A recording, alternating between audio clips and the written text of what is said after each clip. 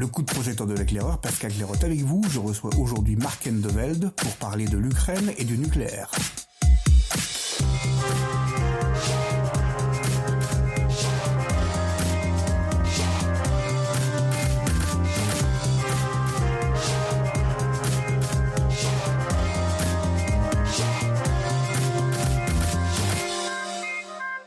Le nucléaire, civil comme militaire, est l'une des principales raisons pour laquelle la Russie a envahi l'Ukraine. Et le nucléaire est l'élément avec lequel les Ukrainiens, depuis la chute du mur, ont systématiquement fait du chantage à l'Occident, que ce soit financier ou du chantage à l'entrée dans l'OTAN et l'Union européenne. Journaliste d'investigation, Mark Endeveld a compris avant tout le monde ce que manigançait Emmanuel Macron. Cela donna lieu dès 2015 à la publication de sa première somme sur Jupiter, intitulée L'ambigu Monsieur Macron, chez Flammarion, suivie en 2019 par Le Grand Manipulateur, les réseaux secrets de Macron, chez Stock en 2019, et en libre de poche chez Point en 2020.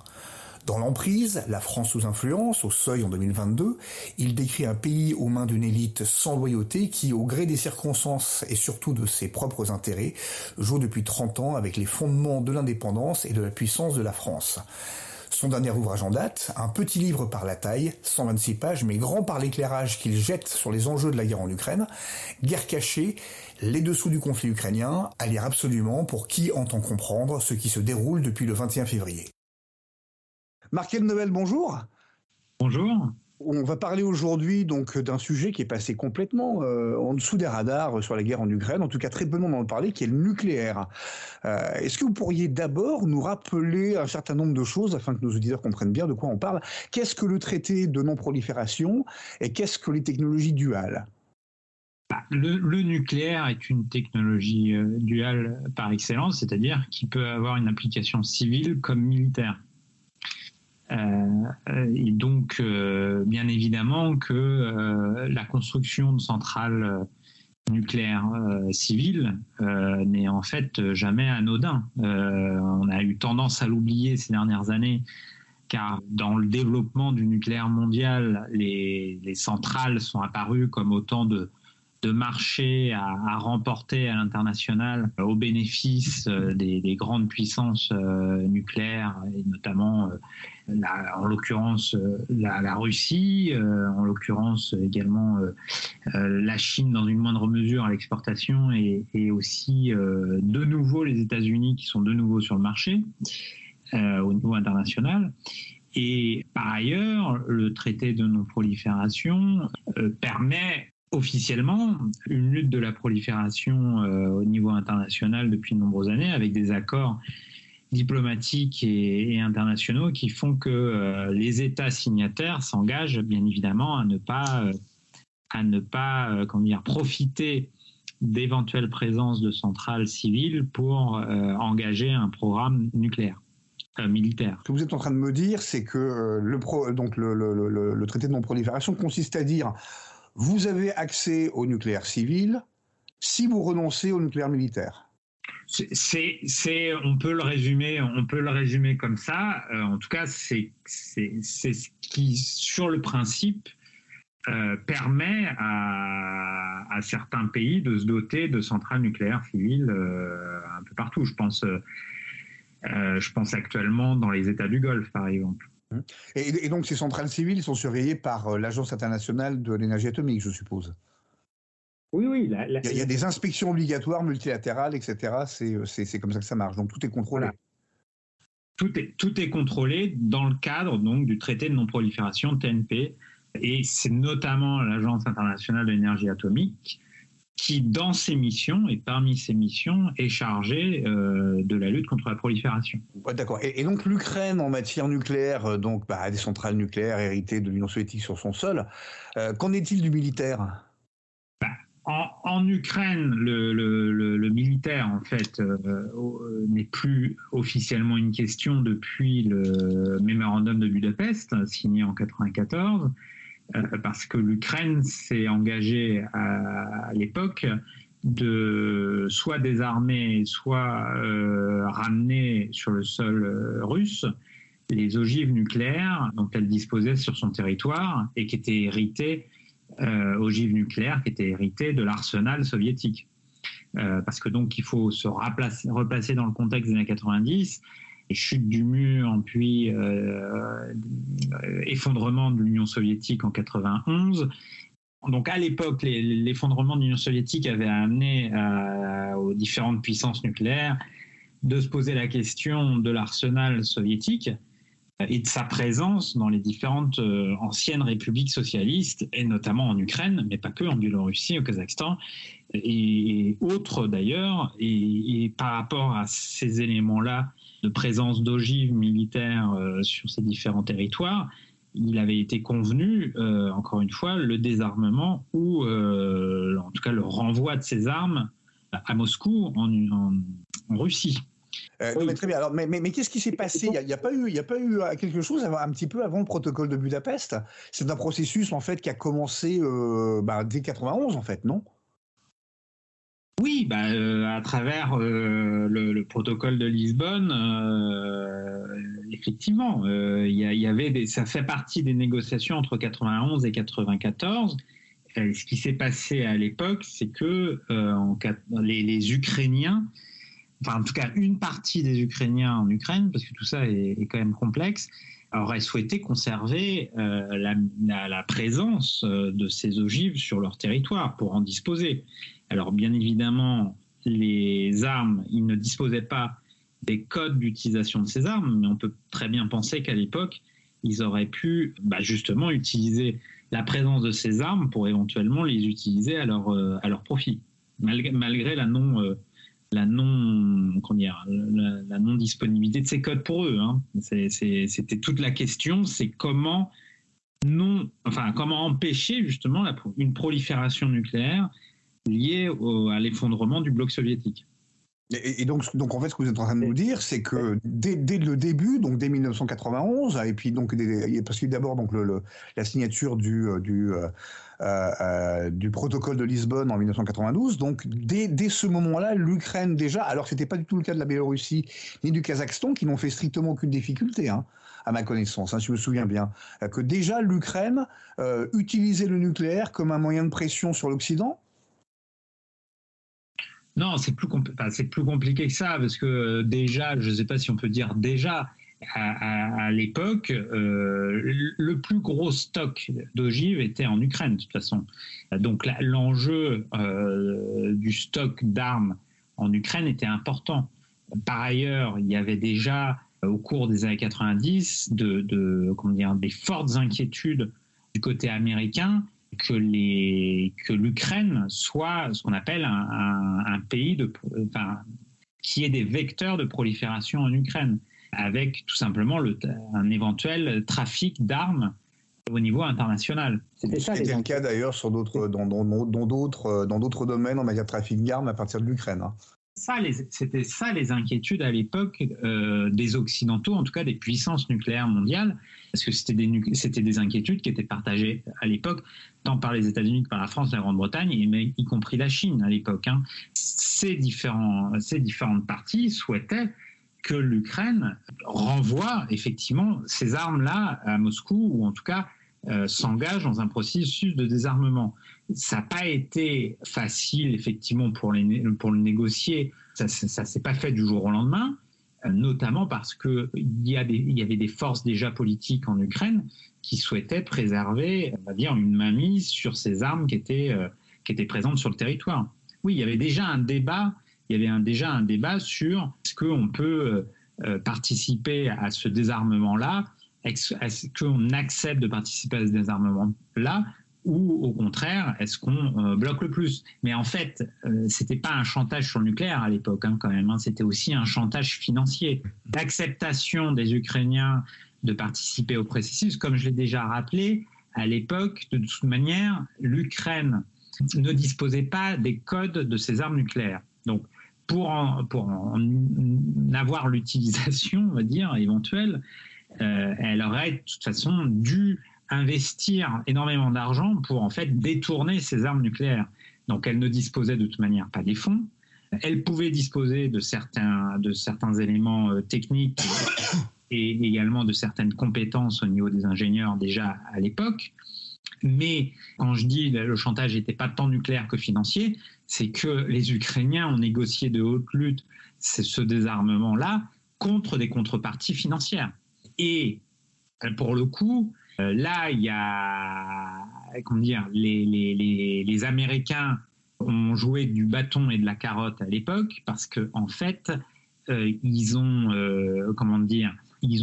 également au départ, dans le cadre de la négociation, ils n'ont pas amené l'économie ukrainienne on va dire, à sortir la tête de l'eau avant que l'accord soit signé. C'est toujours pareil. Le rapport de force a été mis en place pour que les Américains en remportent la décision de voir ces armes disparaître et ou renvoyer à Moscou.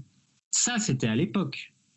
Moi, ce que j'ai découvert ces dernières années, c'est qu'en Ukraine, depuis, on va dire, 2014 notamment, il y a eu un débat qui est monté de manière de plus en plus importante dans les élites ukrainiennes politiques, notamment. Il y a eu des projets de loi au Parlement de forces politiques, pas uniquement d'extrême droite, mais également du centre, en tout cas du centre droit, pour l'abandon de du statut d'État non nucléaire militaire de l'Ukraine.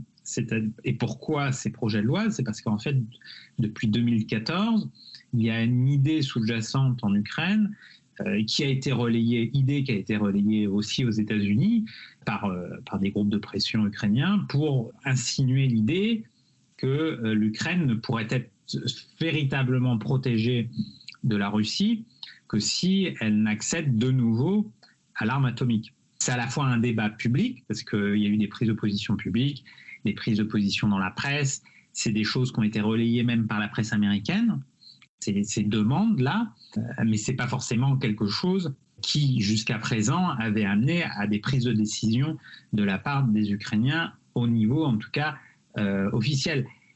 Par exemple, officiellement, l'Ukraine est toujours signataire du fameux traité de non-prolifération dont on parlait tout à l'heure, parce que quand l'Ukraine a signé ce qu'on appelle donc le mémorandum de Budapest de 1994, elle s'est engagée dans le même temps à signer le traité de non-prolifération. Ça s'est fait de manière à peu près concomitante.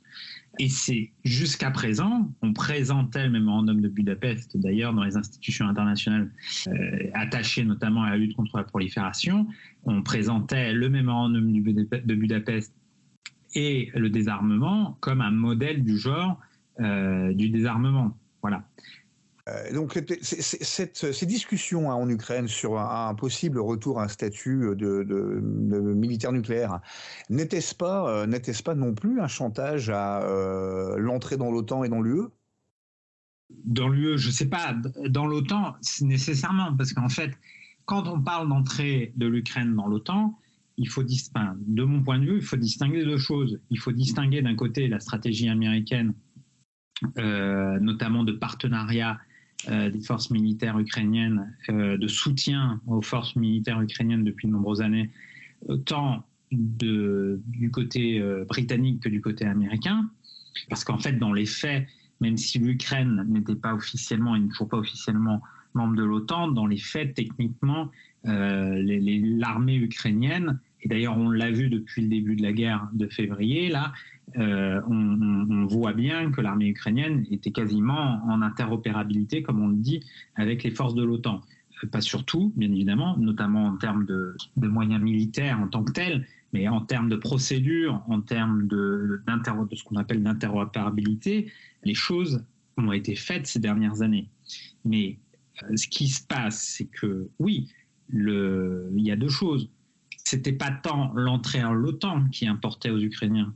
C'était pourquoi ils veulent entrer dans l'OTAN, les Ukrainiens ? Ils veulent entrer dans l'OTAN, les Ukrainiens, parce que c'est en fait la garantie de profiter du parapluie nucléaire américain. C'est ça la vraie question.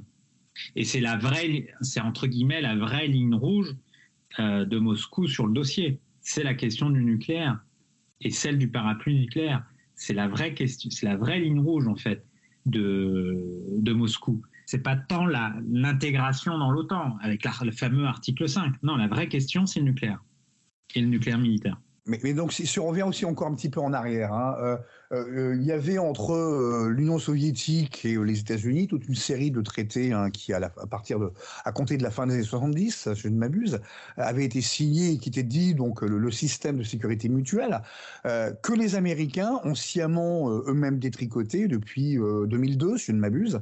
Hein, que ce soit le traité sur les armes intermédiaires, que ce soit le traité sur les missiles balistiques START 2 qui n'a jamais été signé et dont les négociations se sont arrêtées. Tout ça, effectivement, pour déployer des boucliers antimissiles, hein, leurs fameux boucliers antimissiles, censés protéger l'Europe contre l'Iran. Mais enfin, quand on les déploie en Roumanie, ou en République tchèque ou en Pologne, je comprends que les Russes disent que ça va bien. Quel a été l'impact réel, justement, de cette politique américaine sur la situation en matière de sécurité nucléaire, hein, je parle militaire là, effectivement, à laquelle nous sommes aujourd'hui confrontés? C'est un peu le non-dit de toute cette histoire, en fait, hein, et c'est le non-dit, de mon point de vue, de cette histoire des deux côtés. Et d'ailleurs, les promoteurs des deux camps, quand je parle des deux camps, tant des soutiens aux États-Unis que au soutien à Moscou, dans le storytelling et les effets de propagande autour de la guerre en Ukraine, vous remarquerez qu'on parle là aussi finalement assez peu de nucléaire, et notamment de nucléaire militaire. On en parle d'une manière remplie d'émotions et avec les différentes menaces des uns et des autres et compagnie, mais on n'explique pas ce qui se joue. Et d'ailleurs, je suis assez frappé de voir, même si je ne suis qu'un simple journaliste, que les spécialistes en stratégie nucléaire et les spécialistes de dissuasion nucléaire font peu le travail de pédagogie, parce qu'en réalité derrière se posent des vraies questions des responsabilités de la fragilisation du cadre de dissuasion au niveau international depuis une vingtaine d'années, effectivement, tant du côté des Américains d'ailleurs que du côté des Russes de ce point de vue-là. Parce que quand on parle des doctrines d'utilisation d'armes tactiques, par exemple, quand on dit que l'Union soviétique a toujours utilisé des armes tactiques, déjà, en fait, il faudrait déjà... elles n'ont pas utilisé d'armes tactiques sur les champs de bataille. Mais par ailleurs, il y a eu effectivement un affaiblissement de la dissuasion nucléaire, y compris dans le cadre européen, parce que, en fait, les traités internationaux qui régissaient les différents équilibres entre les grandes puissances nucléaires se sont peu à peu, les signatures ont été... sont étiolées. Ceux-là sont étiolés. Les signatures n'ont pas été renouvelées parce que justement les négociations ont achoppé entre les États-Unis et la Russie ces dernières années. Les Européens et les puissances nucléaires européennes, en l'occurrence la France et la Grande-Bretagne, finalement, on peut poser la question de cette question-là de la dissuasion nucléaire. Ils n'ont pas réussi à s'imposer dans le dialogue entre Russes et Américains. C'est quelque chose qui s'est développé au-dessus de leur tête. Donc, ils n'ont pas pu développer leur point de vue concernant la sécurité européenne. Et pourtant, les Russes avaient tendu la main à ce sujet à l'Union européenne, hein, il me semble, dès 2007. Oui, alors c'est plus compliqué que ça, mais parce que là aussi, ils tendent la main, mais c'est tout un jeu diplomatique. En réalité, comment tendre la main, en l'occurrence là, l'Union européenne, mais comment tendre la main quand de toute manière, le vrai dialogue, il se fait entre les deux plus grandes superpuissances nucléaires mondiales, c'est-à-dire les États-Unis et la Russie, parce que c'est les deux plus grandes puissances qui disposent le plus d'ogives nucléaires dans leurs arsenaux respectifs. Même si la France a la bombe et à peu près 300 ogives, enfin officiellement, on est loin des milliers et milliers d'armes dont disposent les Américains. 6 000 pour les Russes, 5 000 pour les Américains, c'est ça, à peu près. Ça, c'est selon les chiffres dont ils disent qu'on dispose. Parce qu'en fait, les chiffres officiels, on ne sait pas ce qu'ils ont planqué. Donc, en fait, il y a eu une double fragilisation ces dernières années, c'est-à-dire qu'il y a eu une fragilisation du régime de dissuasion au niveau nucléaire parce que à la fois pour des raisons réglementaires, avec la question des traités qu'on évoquait, des traités qui étaient en vigueur et qui sont apparus du jour au lendemain plus en vigueur. Actuellement, il n'y a plus, à ma connaissance, il n'y a plus qu'un traité qui est en vigueur entre la Russie et les États-Unis, c'est New START, qui a failli ne plus être d'ailleurs re-signé avant l'arrivée de Biden en février 2021. Parce que là, du côté américain, l'accélération de la doctrine américaine en gros, on ne souhaite plus signer, ou en tout cas, on n'a pas une volonté diplomatique pour signer ces accords-là dans le nucléaire militaire concernant la dissuasion. Ça a été une politique qui a été notamment promue par Donald Trump. Sous Donald Trump, les Américains ont abandonné encore plus, on va dire, leur volonté de conclure des accords dans le nucléaire et dans le nucléaire militaire. D'ailleurs, c'est aussi Trump qui se désengage de l'accord en Iran, mais c'est également le cas avec la Russie. Derrière, tant sous la période Trump que sous la période récente en Russie, les forces militaires des deux pays ont de plus en plus fait pression pour réutiliser, on va dire, parce que ça n'a jamais été utilisé, mais c'était conçu potentiellement comme un champ d'application possible dans les années 50, d'utiliser des armes nucléaires sur le champ de bataille. On les présente faussement comme des bombes à faible puissance, parce qu'en fait, c'est quand même des bombes qui sont aussi puissantes, voire que Hiroshima. Donc, quand sur les plateaux télé, ils expliquent que ces bombes tactiques ou ces utilisations tactiques ne seraient que des super bombes sur un champ de bataille, c'est en réalité totalement faux. C'est des bombes nucléaires à plein titre, et si elles sont à faible puissance, c'est quand même des bombes nucléaires qui peuvent être durablement meurtrières et surtout durablement dévastatrices pour les endroits qui sont touchés. Sans compter que c'est à tête multiple, donc effectivement, ça accroît la zone de dommage. C'est quoi la différence entre une arme nucléaire tactique et une arme nucléaire stratégique ? Ce qui s'est passé ces dernières années, c'est qu'au-delà de l'affaiblissement du cadre réglementaire, il y a eu des évolutions technologiques, ça c'est vrai, qui fait que l'utilisation d'armes tactiques nucléaires est apparue de nouveau, on va dire, potentiellement utile pour les différents états-majors. C'est-à-dire, ils se sont dit, finalement, c'est avec la miniaturisation des armes nucléaires, qui a été permise par l'évolution technologique, les états-majors se sont dit, tiens, finalement, on peut peut-être pousser à les réutiliser. Et donc, Américains comme Russes ont à bas bruit, depuis, d'ailleurs c'est très récent, c'est quand même depuis 4-5 ans, ont à bas bruit réarmé leurs forces, leurs arsenaux de bombes tactiques. Les Anglais aussi, non, si je ne m'abuse? Oui, vraisemblablement, ça je ne sais pas.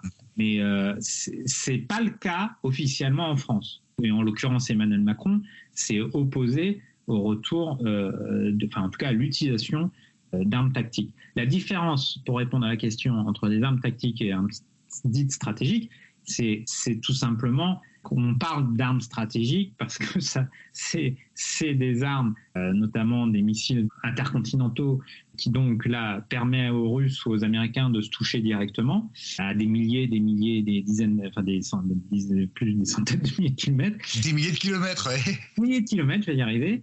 Et ces armes-là sont tellement puissantes et générales que si on appuie sur le bouton, c'est tout simplement c'est l'annihilation totale nucléaire de tout ou partie de la planète. Et donc en fait, c'est juste une différence effectivement de dégâts, mais également de neutralisation en termes de dissuasion. Et alors pour comprendre, c'est que dans les promoteurs de l'utilisation des armes tactiques, dans les différents états-majors, et notamment aux États-Unis, il y a des promoteurs de l'utilisation des armes tactiques. C'est l'idée qu'on peut utiliser des armes tactiques sur un champ de bataille à la fois par utilité militaire, mais également comme une manière, comme des paliers, autant de paliers intermédiaires pour faire monter la pression contre un ennemi.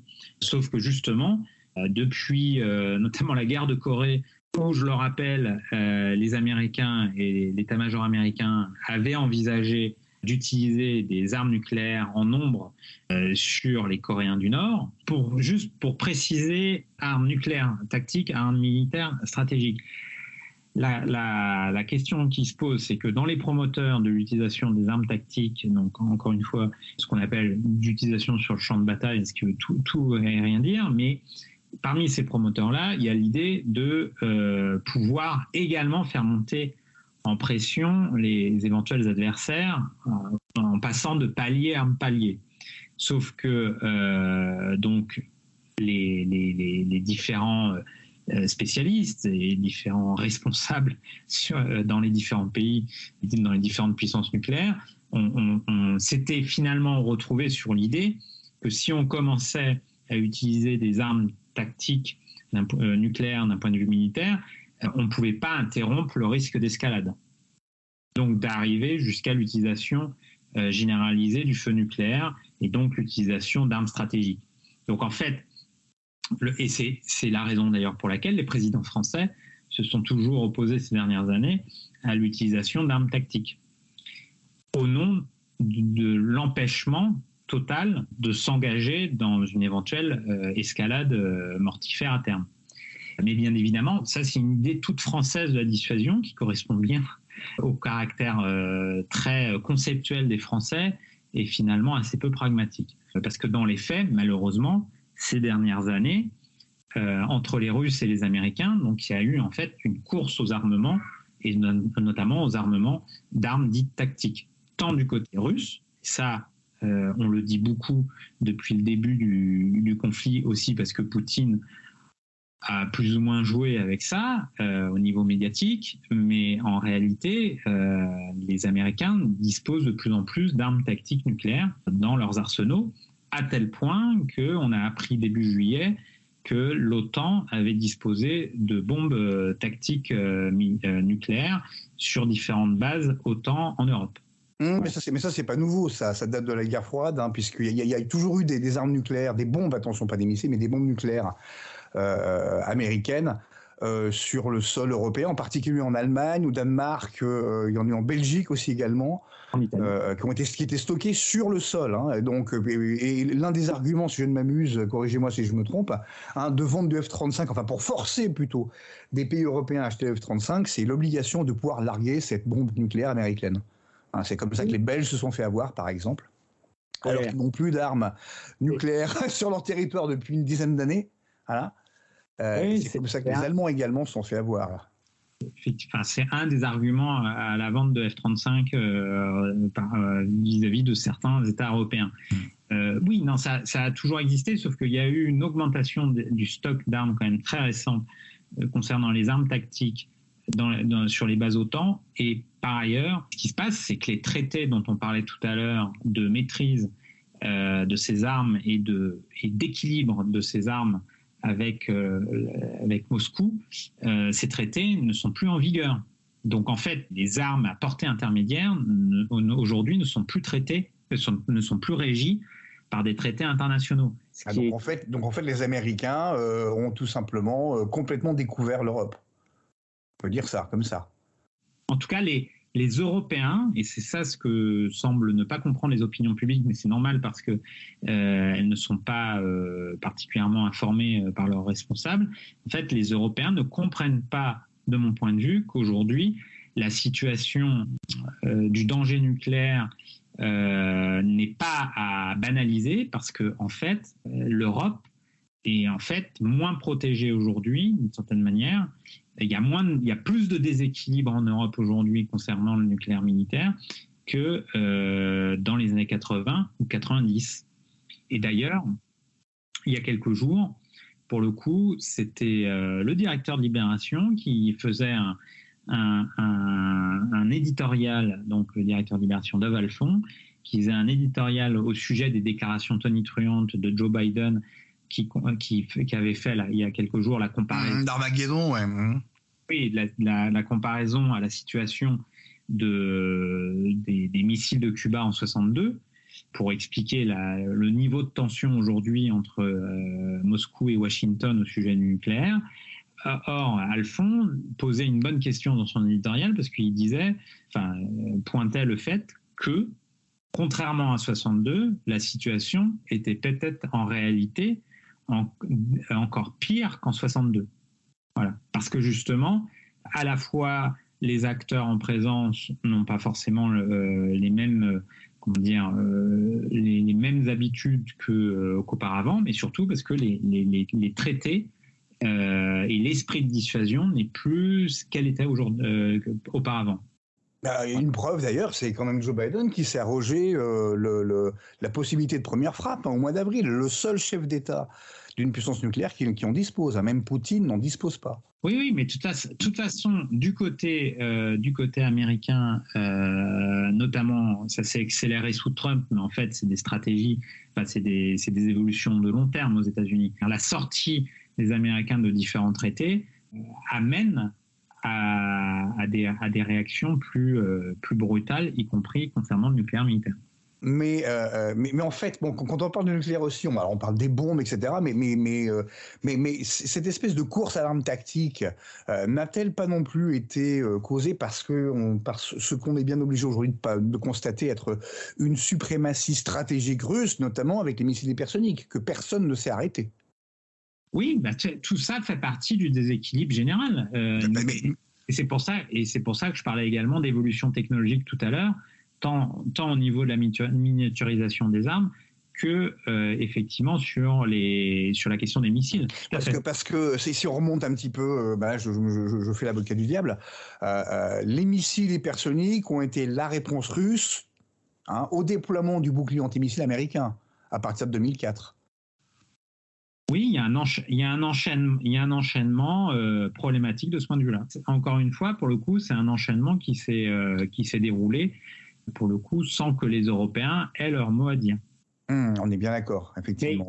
Ils n'ont pas eu leur mot à dire, parce que comme je le disais tout à l'heure, ils sont pas forcément tous États nucléaires et disposent pas tous d'une dissuasion nucléaire, comme la France, mais par ailleurs, ils sont tous membres de l'OTAN.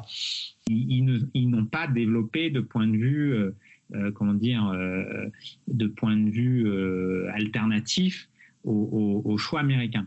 Avec un bémol quand même, c'est que y a eu le début, quand les Américains se sont désengagés militairement en termes de forces présentes en Europe ces dernières années, les Allemands ont commencé à évoquer l'idée d'utiliser le parapluie nucléaire français pour se protéger. Mais c'est le début, ça a été évoqué dans le débat allemand. Non, mais c'est parce que c'était Macron qui en parlait. Oui, dissuasion européenne, mais ce qui est une folie totale de toute manière. Petit peu comme le parapluie nucléaire américain, on nous dit oui, le parapluie nucléaire américain, mais la dissuasion, alors pour riposter, oui, d'accord, mais la dissuasion ne se partage pas. La France ne la partage avec personne, l'Angleterre non plus, et les États-Unis encore moins. Non ? Oui, le débat en Allemagne s'est développé avant Macron, mais il était de toute façon extrêmement minoritaire. Et puis effectivement, Macron a récupéré l'idée de potentiellement partager la dissuasion. Mais c'est quelque chose qui, dans les faits, est quasiment irréalisable. D'ailleurs, quand j'ai interrogé Hollande à ce sujet-là, au sujet des projets de Macron, des annonces de Macron à ce sujet-là, il a dit c'est pas possible. Si on passait maintenant un petit peu au nucléaire civil, parce que ça aussi c'est un aspect qui est pas négligeable dans cette guerre en Ukraine. On a pu le voir notamment avec la centrale de Zaporojie, qui a défrayé la chronique, frappée par les Russes, les Ukrainiens. Bon, on sait aujourd'hui que ce sont les Ukrainiens qui tiraient dessus, pas les Russes. Quels sont les intérêts français en la matière, non seulement en Ukraine, je pense qu'on a peu en Ukraine, mais surtout avec la Russie, et en Russie, et pas qu'en Russie, mais également avec la Russie? Alors, les intérêts français avec l'industrie nucléaire russe sont très importants. Le syndicat français de l'énergie nucléaire, le SFEN, évalue à 1 milliard d'euros l'argent apporté aux entreprises françaises du nucléaire, à la filière de sous-traitants nucléaires français, à chaque vente de réacteurs à l'étranger ou pas d'ailleurs, par le groupe russe Rosatom. Donc à chaque fois que le groupe russe Rosatom vend un réacteur nucléaire dans le monde, et ils en ont actuellement 36 en contrat à ma connaissance au niveau international, chaque contrat permet à la France de récupérer 1 milliard d'euros pour sa filière nucléaire. Et qu'en est-il des carburants? Pour les carburants, qu'est-ce que vous entendez carburants? Les combustibles? Oui, les carburants, les combustibles nucléaires. Concernant les combustibles, en fait, alors je sais que Greenpeace et d'autres associations écolos sont montées au créneau pour dire regardez, les Russes nous fournissent en combustible nucléaire, ce qui est en partie vrai, mais en fait ça reste assez minoritaire sur l'ensemble du mix d'approvisionnement des combustibles uranium du parc nucléaire français. Reste que, à ma connaissance, c'est notamment sous la présidence d'Henri Proglio, quand il était président d'EDF entre 2010 et 2014, que EDF a contracté avec le russe Rosatom pour la fourniture de combustible, en plus des contrats que EDF avait à l'époque avec Areva et l'américain Westinghouse. Ces dernières années, il y a eu une diversification des approvisionnements en uranium uranchi et que EDF s'est tourné aussi vers Rosatom. Mais la question est moins peut-être celle du combustible russe, même si effectivement ce que présentait également Greenpeace, c'était les importations de combustible français du côté du Kazakhstan et du Mali. Mais le Kazakhstan, on sait bien qu'en fait, même si soi-disant c'est sous le giron russe, en fait le Kazakhstan est sous influence américaine, en tout cas sa présidence. Donc en fait c'est un État qui est sous multiples influences et donc la France importe pas mal de combustible et d'uranium plutôt du Kazakhstan. Mais la question est intéressante et posée aussi sur la question des déchets. Parce qu'en fait, la stratégie de Rosatom ces dernières années était effectivement de se rapprocher de la France, parce que la France est l'État le plus nucléarisé au monde. Voilà, 56 réacteurs. En réalité, Rosatom, pour se développer à l'international, avait l'ambition de se rapprocher encore plus avec les Français. D'ailleurs, 3 mois à peine la survenue de la guerre en Ukraine, EDF et Rosatom ont signé lors d'un salon à Villepinte, d'un grand salon du nucléaire à Villepinte en région parisienne, un nouveau contrat. Plus personne n'en parle aujourd'hui, mais donc ça fait partie des éléments. Et donc quand je parlais des déchets, c'est qu'à terme, les Russes se seraient bien vus comme recevant les déchets français, notamment du démantèlement des centrales françaises. Et notamment parce que les Russes disposent de grottes de granit en Sibérie qui permettraient on va dire une solution d'isolement relativement plus intéressante que les projets d'enfouissement en France, notamment à Bure. Voilà. Donc il y avait ça, c'était les deux projets. Et autre symbole, c'est que par exemple, et autre problème aujourd'hui pour les pouvoirs publics français, c'est que par exemple, la production industrielle des turbines vapeur des centrales civiles, notamment les fameuses ex-filiales Alstom rachetées par l'américain General Electric, GE, la fameuse usine de Belfort, les fameuses turbines Arabelle, qu'Emmanuel Macron a annoncé comme devant être racheté par EDF dans les prochains mois. En fait, plus de la moitié du plan de charge de l'usine de Belfort concerne le client Rosatom. C'est-à-dire qu'en fait, l'usine de Belfort produit des turbines pour le russe Rosatom. Donc il y a une imbrication totale de l'industrie nucléaire française avec l'industrie nucléaire russe, même si l'industrie nucléaire française est également sous l'influence de l'industrie nucléaire américaine, voire chinoise également ces dernières années. Et donc la vraie question, c'est quand on nous annonce une relance du nucléaire civil en France, comment cette relance-là va pouvoir être possible dans le contexte international de forte tension entre ces différentes puissances. Et donc effectivement, et qu'est-ce qu'on peut dire de la capacité de réflexion à long terme et de prospective de nos gouvernements en la matière? On a bien vu que sur la politique énergétique, il n'y avait rien. Sur l'Ukraine, la présence des Français en Ukraine n'est pas si marginale.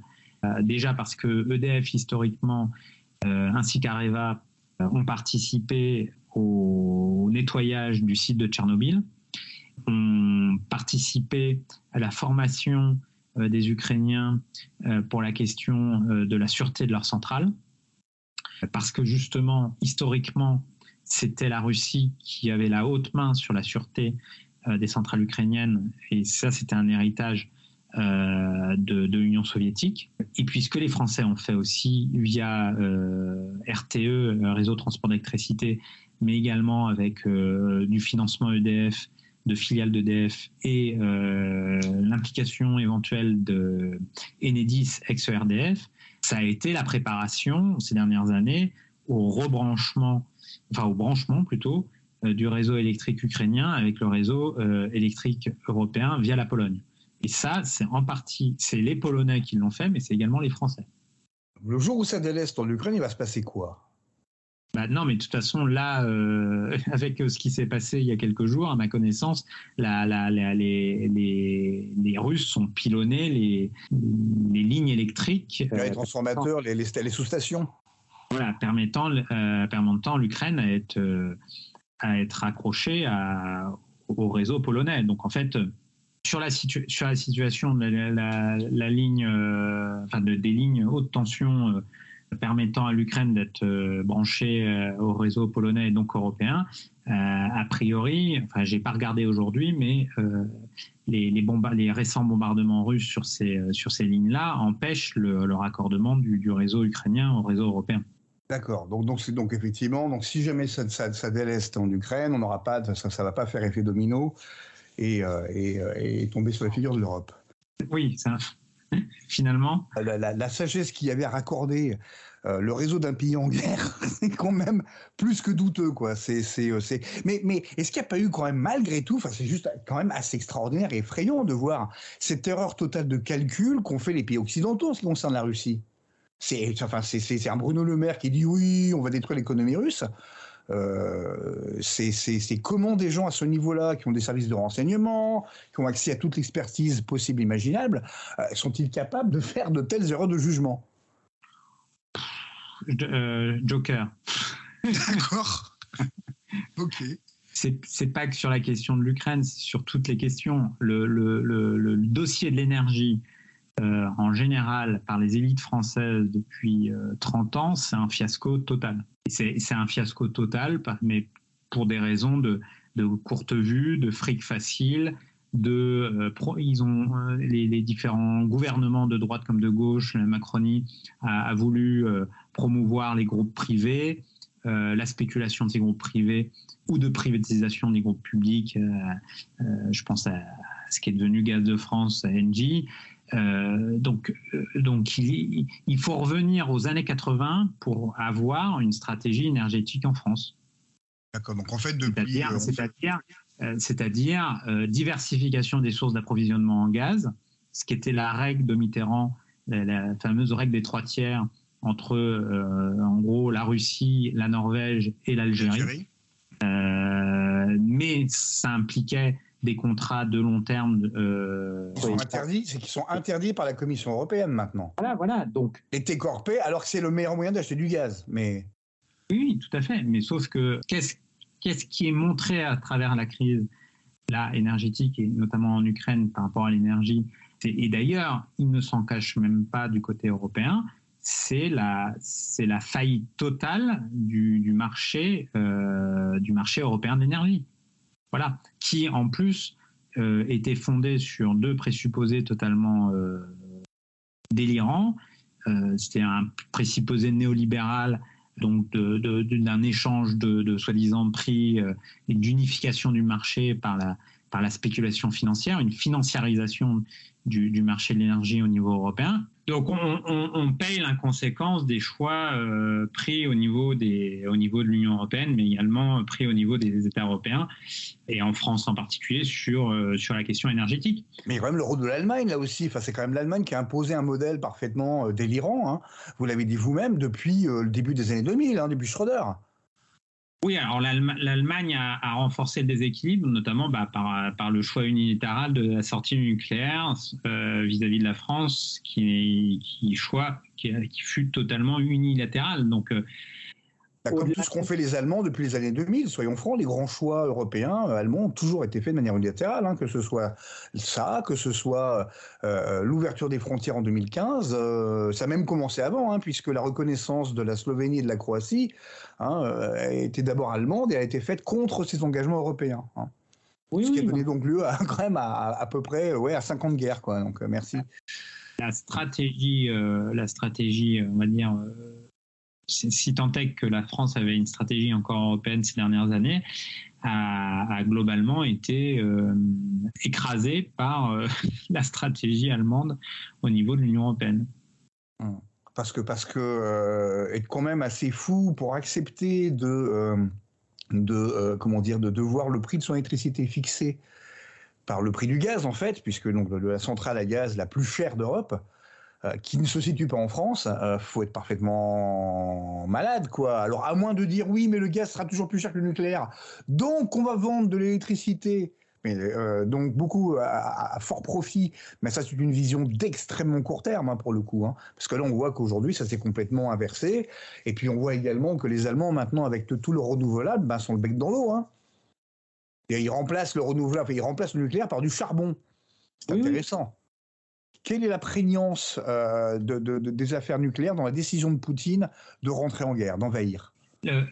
Pour moi, la question du nucléaire concernant l'antagonisme entre l'Ukraine et la Russie, entre la Russie et l'Ukraine, c'est la goutte d'eau qui a fait déborder le vase. Les velléités ukrainienne, le débat dont on parlait tout à l'heure sur une éventuelle nucléarisation du pays sur un plan militaire, qui n'était resté, en tout cas ces dernières années, qu'au niveau des débats. Mais Zelensky et son administration avaient par petites touches fait des déclarations dans les années précédentes pour faire monter la pression, notamment, en fait, moins d'ailleurs, je pense, vis-à-vis de la Russie que vis-à-vis de Washington et des Américains. D'une certaine manière, les Ukrainiens ont voulu faire comprendre aux Américains que sans l'arme nucléaire, ils ne pouvaient pas se défendre bien vis-à-vis de Moscou et de la Russie. Et donc, cette montée en pression des Ukrainiens vis-à-vis de Washington a fini par totalement inquiéter Poutine. Et donc, notamment, et ça, c'est des choses qui font partie du déclaratif de Poutine dès février 2022, mais qui n'ont pas du tout été relayées en France, d'ailleurs, ni par les promoteurs de Vladimir Poutine, ni par les soutiens aux Ukrainiens, ni même par rapport aux certains relais des Américains dans le pays, c'est que effectivement à la conférence de sécurité de Munich du 19 février, Zelensky a remis sur le tapis la question du mémorandum de Budapest en appelant les puissances nucléaires signataires, donc les Américains, les Russes, mais également la Grande-Bretagne. Et ensuite, il y a eu la Chine et la France qui a signé aussi le mémorandum de Budapest. Et donc, Zelensky a appelé ces puissances nucléaires à se mettre autour de la table pour reparler du mémorandum de Budapest. Et alors, le point de vue ukrainien, il est le suivant. Le point de vue ukrainien est de dire on a abandonné des armes nucléaires qui étaient présentes sur notre territoire. On nous l'a demandé, on l'a fait. Mais les garanties de sécurité qui ont été évoquées dans le cadre du mémorandum de Budapest ne sont pas assez suffisantes et ne sont pas obligatoires, donc ne nous protègent pas. Ça, c'est le point de vue ukrainien. Et d'ailleurs, pour eux, il y a un élément de preuve qui va dans ce sens-là, c'est qu'en 2014, les Américains à l'époque, malgré la situation en Crimée et dans le Donbass, ne sont pas intervenus pour protéger Kiev militairement. Donc, dans le point de vue ukrainien, il s'agit, et c'est là où on retrouve la question de l'OTAN et de l'article 5, d'une certaine manière, de l'OTAN, c'est-à-dire qui amène les États membres de l'OTAN à se protéger mutuellement, mais donc les Ukrainiens voulaient placer devant leurs responsabilités les Occidentaux sur sur leurs engagements et garanties sur la préservation de leur territoire et de leurs frontières. Donc, en février, lors de cette conférence de sécurité à Munich, Zelensky a dit « Nous n'avons pas cette arme, nous n'avons pas l'arme nucléaire, mais nous n'avons pas non plus la sécurité. » Donc, Poutine a très bien compris le message, à tel point qu'il a utilisé cet élément-là dans son allocution du lundi 21 février, dans mon souvenir, c'était le 21 février, quand il a annoncé la reconnaissance des républiques du Donetsk et de Lugansk. Il a à cette occasion-là expliqué assez longuement que les Ukrainiens n'avaient pas manqué ces dernières années et ces derniers temps à affirmer leur volonté à terme de se renucléariser. Et d'ailleurs, quand les Russes parlent de démilitarisation de l'Ukraine, en fait, ils parlent principalement de démilitarisation nucléaire. D'ailleurs, Lavrov, récemment, a encore mis sur la table la question du risque de nucléarisation de l'Ukraine au niveau militaire. Dans le même temps, ce qui s'est passé depuis le début de la guerre, c'est que le débat que j'évoquais tout à l'heure, le débat qui s'était développé en Ukraine pour une éventuelle militarisation nucléaire du pays, c'est un débat aujourd'hui qu'on trouve en Pologne, qu'on trouve même à Washington. Il y a de plus en plus de voix qui s'élèvent pour fournir des armes nucléaires à l'Ukraine. Oui, mais ça, est-ce que c'est pas l'hystérie de la défaite, parce qu'on sait très bien malheureusement comment cette guerre va se finir, et puis aussi l'hystérie également des midterms, parce que là on voit une montée à l'escalade juste avant les élections, quoi, comme par hasard. Oui, alors ça c'est encore un autre sujet, midterms, mais en tout cas, pour revenir à la question de tout à l'heure, en fait, Poutine ne souhaite pas et ne souhaite pas que l'Ukraine sorte de son statut d'État non nucléaire. Ça, c'était vraiment la ligne rouge que Poutine considère qu'il était nécessaire que les Ukrainiens ne franchissent pas. Mais on voit bien que dès le départ de la survenue de la guerre, la situation de l'équilibre nucléaire est posée parce que dans le même temps, au moment où Poutine déclare la guerre, enfin la soi-disant opération spéciale, mais enfin bon, déclare la guerre, la Biélorussie abandonne son statut d'État non nucléaire dans sa constitution. Et donc, mais ça c'est uniquement pour avoir la possibilité d'accueillir sur son territoire des armes nucléaires russes. Donc c'est tout à fait comparable à ce qui se passe sur les bases de l'OTAN. Oui, mais sauf que c'est ce qui permettrait, parce qu'à ma connaissance, ils n'ont toujours pas d'ogives russes sur leur territoire, les Biélorusses, mais on ne sait pas. Mais c'est pas pour dire c'est pas bien ou c'est bien, je m'en fous. C'est pas la question. La question, c'est de savoir pourquoi ils ont abandonné cet État non nucléaire. C'est ce statut d'État non nucléaire de leur constitution. Ils ont abandonné ce statut d'État non nucléaire de la Constitution entre novembre 2021 et février 2022, justement comme un signal envoyé vis-à-vis des autres puissances nucléaires au regard de la situation en Ukraine. Je me permets de vous interrompre, il y avait aussi eu, il ne faut pas l'oublier, ça non plus en Biélorussie, en 2020, une tentative de changement de régime. Oui, non mais bien évidemment, mais la question qui était posée en début d'année, à mon avis, c'était d'abord celle-là. C'était la question, encore une fois, de est-ce que les Ukrainiens allaient jusqu'à réclamer une remilitarisation nucléaire de leur pays. Voilà. Et est-ce qu'ils allaient le faire? Parce qu'ils étaient beaucoup dans l'annonce. Donc la question est-ce que les Russes ne justifient simplement leur engagement que par une justification de principe, ou est-ce qu'ils ont d'autres éléments? Sauf que depuis le début de la guerre, ils n'ont pas apporté d'éléments tangibles qu'ils auraient pu récupérer sur le territoire ukrainien. Pour l'instant, on n'en sait rien.